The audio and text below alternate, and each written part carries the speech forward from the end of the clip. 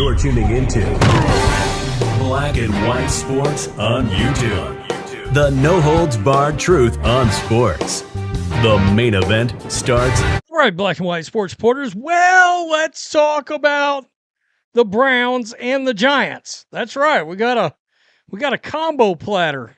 We got Kevin Stefanski and the Giants. It seems unimaginable.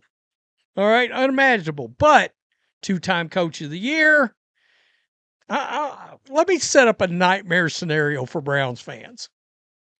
Browns fans have a guy that won coach of the year twice. He's objectively been terrible this year and last year as coach, okay?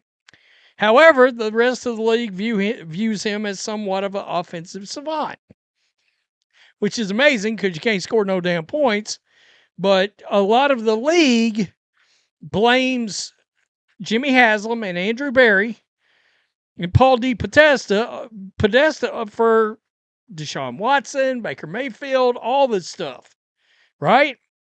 As long as he had Baker, pretty good. But Haslam said, no, we want Deshaun Watson, and it was a disaster. So the rest of the league has a different view on Kevin Stefanski. Now, nightmare scenario.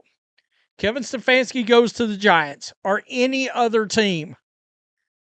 And then everybody with Cleveland, the fans, great fans, gets to sit back and watch a nightmarish-like scenario happen like the Tennessee Titans are going through right now watching Mike Vrabel kick ass with the Patriots. Because the fact is, if Stefanski ended up with the Giants, he's got Jackson Dart, Cam Scatterboo, and Malik Neighbors. Team's going to score some points. And if he takes Jim Schwartz with him, holy shit. That defense, look out. He's going to win games. He's going to win games. Now, I don't think it's going to happen.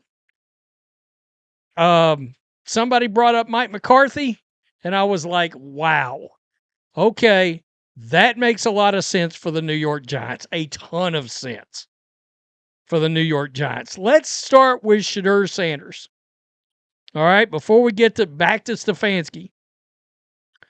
One prominent NFL analyst, Jonathan Jones, he's the NFL insider for CBS Sports, believes it's just a matter of time before we see the rookie fifth rounder out of Colorado starting a game for the Browns. I thought he would get some play against the Jets. I really did. But it did not happen. And it does make me wonder, what if behind the scenes, he's really not ready to play? I've wondered about that. Like, should he be able at this point, this many games into the season, with all that repetition and all that studying, should he be able to play right now? Well, if he can't play, he shouldn't even be your backup quarterback. So he's got to be able to play, because if Dylan Gabriel gets hurt, he's in the game. Quote, I think the chances are extremely high. Honestly, I would put it at 100% that Shedeur Sanders will see game action. I will put it at 98% that Shedeur Sanders will start a game this season. You know what? I'm going to go 100% that he will start a game this season. And I say that because look at the schedule. More importantly, look at the record. They're 2-7. They're not going to the playoffs. I mean, yeah. Well, Jones appears 100% certain that Sanders will start. At some point of the season for the Browns, he's not ready to offer a prediction as to when that moment could arrive. There has to come a point with the Browns who they have Deshaun Watson. They have Flacco. They had Kenny Pickett. They have Dylan Gabriel. He spent another draft pick on Shedeur Sanders. You got to know what you have in Shedeur. And if Kevin Stefanski does not want to do it against the Ravens, he may not want to do it against the Raiders. Maybe Dylan Gabriel starts turning things around. He starts looking a little better, and it's like, well, he's actually earned another week. All of those things can happen. So I think it would be foolish to predict when it's going to happen for Shedeur. I don't know. Wow. Wow. Wow. Good grief. It's crazy at this point. I do know that the Browns need to know what they have in Shedeur before they get to the 2026 season. They have to know that because they have 2 first-round picks in the upcoming draft. Do you spend one or both of them on a quarterback? Right? Right? Question is, who comes out? I think them taking a quarterback in the draft depends on who comes out in the draft. Because they could, in all honesty, out of all these quarterbacks, and there's a lot of them, the only one I know for sure that won't be coming back is Garrett Nussmeier. Do you want to give him a shot? Yeah, at this point, you could probably get him in the second round. Give him a year. I mean, look, he looked like a surefire first-round pick before the season. He got benched in the last game. I mean, Drew Aller, hurt. Probably. I think he's trying to see if he can come back right now to college. Ty Simpson, holy shit. He looks like the best quarterback potentially since Joe Burrow. But he doesn't have a lot of starts, which scares the holy shit out of me if I am a general manager. But boy, I mean, I watched him play against LSU, and I watched his eyes, and I watched him read defenses, and I watched him audible in and out of plays based on the defensive looks he was seeing. The kid can read a defense already. He can run an offense already. I watched him. Boom, boom, boom. I mean, I was like, damn, he just flashed through 3 progressions like it was nothing. Mendoza, I don't know.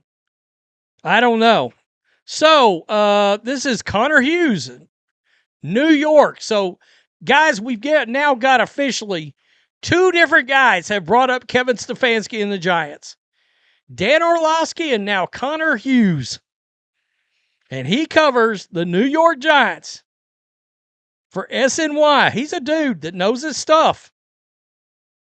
The 2-time NFL Coach of the Year will be extremely high demand if Cleveland lets him go. Will be in extremely high demand. Oh, wow.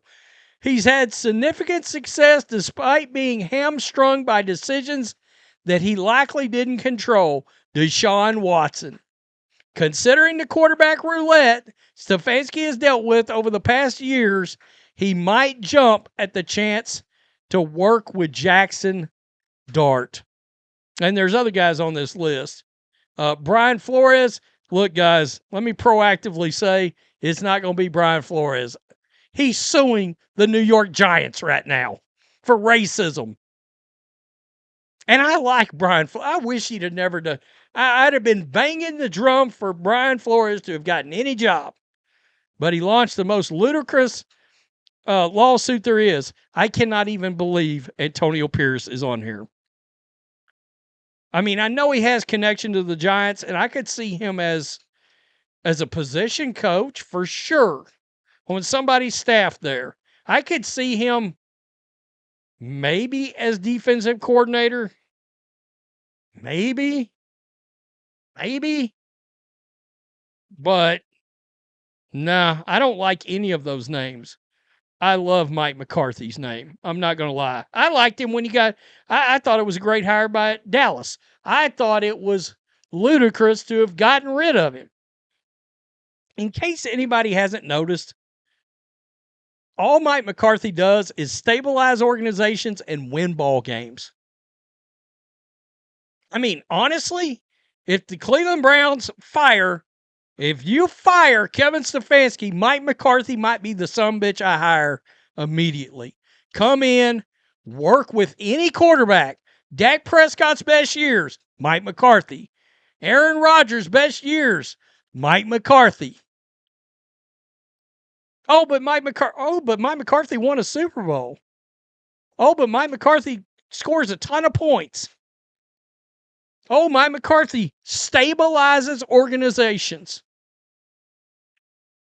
If I'm the Titans, I mean, if I can't get, there's a number of guys. If somehow, some way you could get, it ain't going to happen because it'd be by trade. You can forget about Mike Tomlin. It's the Steelers. John Harbaugh, not going to happen. All right? Unless it's a mutual parting of the ways. But I don't believe that's going to happen from either party. You'd have to trade for either one of them guys, probably. But Mike McCarthy with Cleveland, Tennessee, John Gruden, either one of those guys, former head coach, stabilized, offensive guy, you got it. Mike McCarthy makes a ton of sense for the Giants. You know who hasn't been brought up for the Giants yet? And I'm shocked because he has been brought up for like a couple of college jobs. Coach Clapp. Coach Clapp. Jason Garrett. Maybe he'll get brought up in Cleveland. Good luck. Now that's a guy, no. Him and Marvin Lewis, I would have to pass on. Tell me what you think. Peace. I'm out. Till next. Thanks for watching the show. Be sure to like, comment, and subscribe. Be sure to tune in next time on Black and White Sports.